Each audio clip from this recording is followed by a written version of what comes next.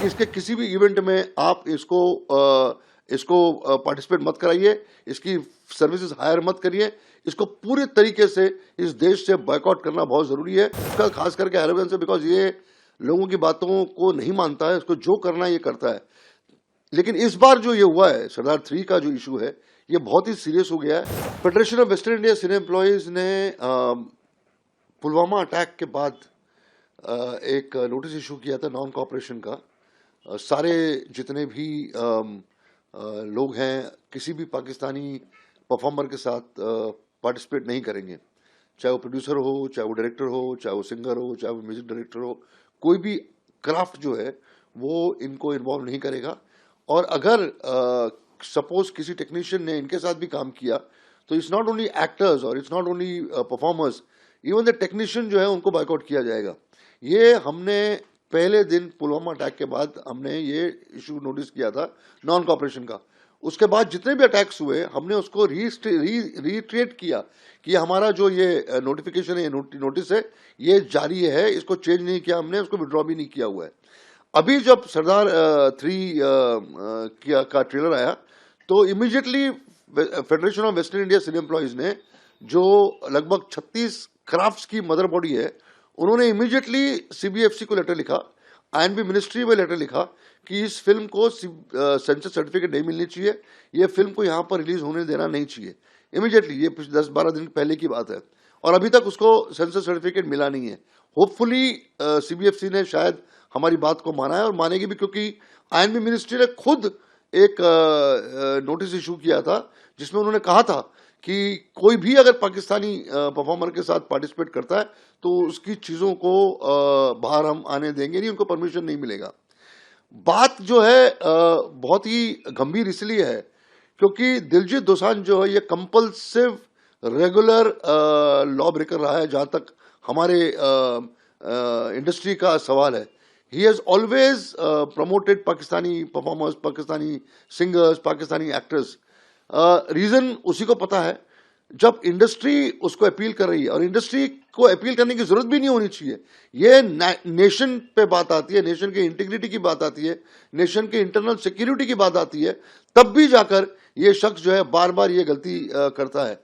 हमने आज शाम को हम एक और नोटिस इशू करेंगे जहां पर हम ये अपील कर रहे हैं हमारे प्रोड्यूसर बॉडीज के साथ भी कि please appeal to your producer body, अपने प्रोड्यूसर एसोसिएशन के जितने मेंबर्स हैं, कि please don't cast him, please don't work him. और इसके अलावा जितने भी इवेंट कंपनीज हैं हम उनको लिख रहे हैं कि इसके किसी भी इवेंट में आप इसको पार्टिसिपेट मत कराइए, इसकी सर्विसेज हायर मत करिए, इसको पूरे तरीके से इस देश से बॉयकॉट करना बहुत जरूरी है, ताकि इसकी जो फैन फॉलोइंग है या इसका जो ये इतना कमाता है, इतना पॉपुलर है हमारी कंट्री में, और अगर ये ऐसे शख्सियत के साथ काम करेगा, ऐसे एक्टर्स के साथ काम करेगा जिसने ऑपरेशन सिंदूर के बाद कंटिन्यूसली ट्वीट्स किए हैं इंडिया के खिलाफ, इवन देन अगर आप नहीं मानेंगे फेडरेशन की बातें या इंडस्ट्री के इमोशंस को नहीं समझेंगे तो बहुत ही मुश्किल होगा इसके लिए, और आगे चीजें बहुत काफी गंभीर होंगी दिलजीत दोसांझ के लिए। ये इनका कुछ लोगों का एरोगेंस है, और इसका खास करके एरोगेंस है बिकॉज ये लोगों की बातों को नहीं मानता है, इसको जो करना है ये करता है।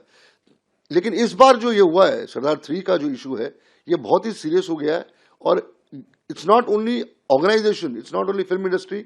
मुझे इस बात का यकीन है कि जिस तरीके से इंडस्ट्री ने रिएक्ट किया है, फेडरेशन ने रिएक्ट किया है, 5 लाख वर्कर्स, 5 लाख टेक्नीशियंस ने जिस तरीके से रिएक्ट किया हुआ है, इसका असर जो है वो 110% होने वाला है, और इसको माननी ही पड़ेगी इंडस्ट्री की बातें। नहीं, ये नॉन कॉपरेशन है वो इसके against in any film for that matter, इसका असर दूसरी फिल्मों में पड़ेगा, क्योंकि रिएक्शन होगा। हम जो नोटिफिकेशन निकाल रहे हैं वो इसलिए निकाल रहे हैं कि जिस प्रोड्यूसर ने दिलजीत दोसांझ को अपनी फिल्म में लिया है उस फिल्म को सेंसर सर्टिफिकेट नहीं इशू होनी चाहिए, बिकॉज ये डिफॉल्टर है, इसने कंट्री के अगेंस्ट एक्ट किया हुआ है, तो he should literally suffer from all sides of the industry. इसका असर होगा। इसको ये जितने भी लोगों ने इसको लिया हुआ है, एक ट्रेलिंग इफेक्ट तो पड़ने ही वाला है दूसरे प्रोड्यूसर्स के ऊपर, इसमें कोई दो राय नहीं है। He has to come in folk front and apologise, कुछ ना कुछ तो इसको करना पड़ेगा, अदरवाइज चीजें जो है इतनी आसान नहीं है दूसरे प्रोड्यूसर्स के लिए भी। और हमने जब इंडिकेशन दिया था हमने जब लिखा था सारे प्रोड्यूसर्स को, सारे प्रोड्यूसर बॉडीज को कि शख्स के साथ काम नहीं करना चाहिए क्योंकि ये कॉन्स्टेंटली रेगुलरली पाकिस्तानी आर्टिस्टों के साथ और पाकिस्तानी कलाकारों के साथ ये काम करता है, इसको बॉयकॉट करना चाहिए। और नॉन कॉपरेशन जब इसके अगेंस्ट इशू हुआ है, फिर भी आप क्यों इसको ले रहे हो? इसके साथ काम करना और किसी पाकिस्तानी के साथ काम करना, बात तो एक ही है ना, कोई कोई कोई डिफरेंस नहीं है। बिकॉज इसने हर वक्त प्रमोट किया पाकिस्तानी एक्टर्स को और पाकिस्तानी परफॉर्मर्स को।